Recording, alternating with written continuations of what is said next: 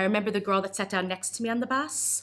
I remember her boyfriend that was standing next to her, and I remember the bus getting very, very crowded. And I remember for a second looking outside, and the bus stop in this area is not just for one bus. There's probably 10 or 12 buses that stop there. So there were hundreds of people outside the bus stop, and when the bus comes, everyone pushes to get on. So I really just saw swarms of people outside. And when the bus started moving, I had just hung up with my friend.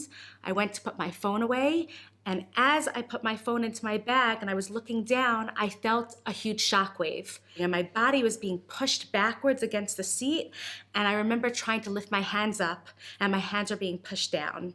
And because I was looking down in my bag, my eyes had closed when he detonated. So when the blast stopped, I couldn't open my left eye at all because it had been swollen shut by something that had hit it. And my right eye I could barely open, just enough to see the man's head in front of me, and he wasn't moving, and the roof of the bus had slightly fallen in. And then I started screaming. At that point, I had a shrapnel wound that went through my left shoulder, breaking my clavicle bone, so that's why I had to go into surgery.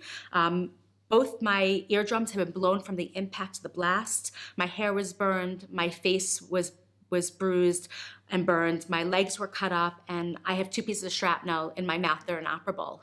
And that's lucky because unfortunately some people come off with missing limbs and some people don't come off at all.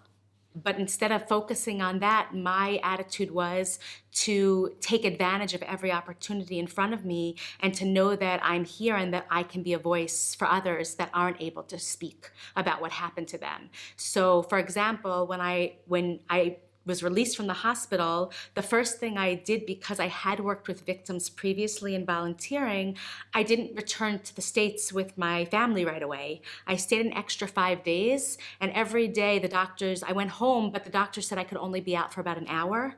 So I went one day out for lunch, I went to visit friends for a day, and the last day that I was there, I walked from King George Street up Yaffa where the attack happened with a friend of mine, because I walked those streets every day when I lived there, and I didn't want to be afraid to come back.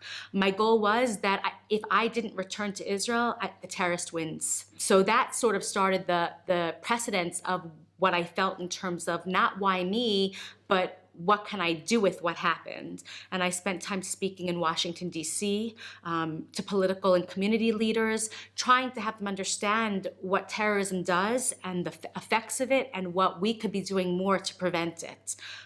So that was really my goal, just to help people, help those that had been through terrorism, help myself, and help anyone who had helped me through the experience. The best way for us as victims to combat the terrorism is to come together and be a support for each other so that we can help each other move forward with our lives. Because the more we move forward, the more we see that what the terrorists did, they didn't succeed in doing.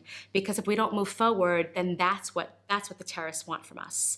The first thing I wanted to do was to find other victims who had been in attacks in Israel, because I wanted people who understood what I had been through. So I've always, over the years, tried to connect with as many people and anybody that had survived a terrorist attack or a bereaved family member, just to say, I just want to be a friend. I just want to be a support to you.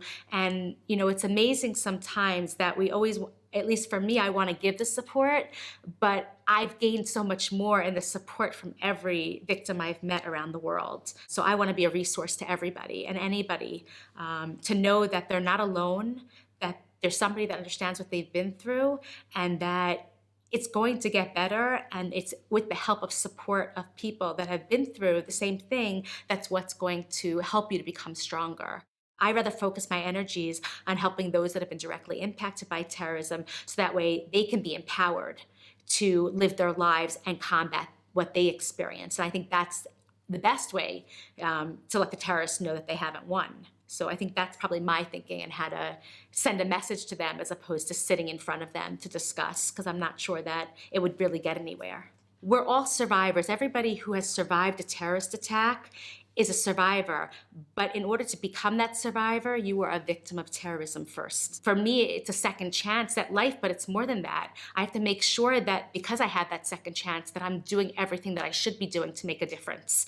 So for me, that 10-year was really a turning point as a victim, to know that I need to plan my next stages of what I'm doing to make a difference in the world, to make it better. We need to do something. And so we need to realize that the education is key at a young age. If these young people are taught what's right, they're not going to get taken in by the terrorists' ideas of what could be for them or the benefits in what they're doing. They'll already have within them that value and that sense of that they shouldn't be doing that. So that to me is probably the most important thing.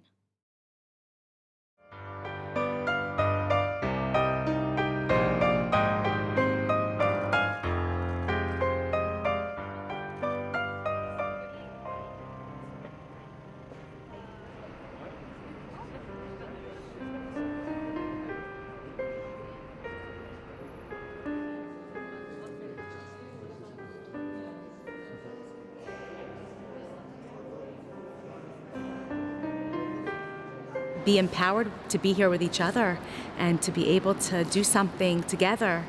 There's strength in numbers. And I think it's really important for us to set that example for the world to see that we might have gone through something like this, but that doesn't mean we're going to let them destroy us. And so by being here together and being in Spain at this most difficult time, we're showing that we're together and united against the hate.